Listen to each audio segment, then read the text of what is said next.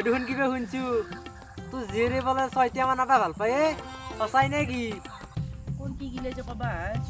মাথাত মাল নাই কিজানি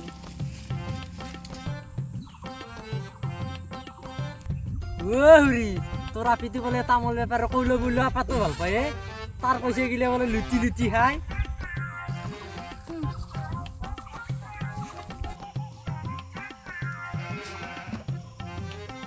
হুৰি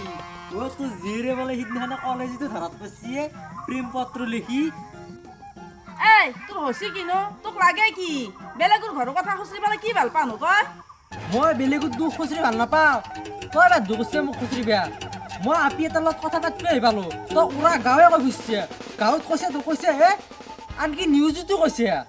নমস্কাৰ বাবুলিৰ পুতেকে এটা কি ভাল পায় তন্দা সাংবাদিক সেইকাৰণে ক'লো বেলেগৰ আগত মই কোৱা বুলি নকবি আৰু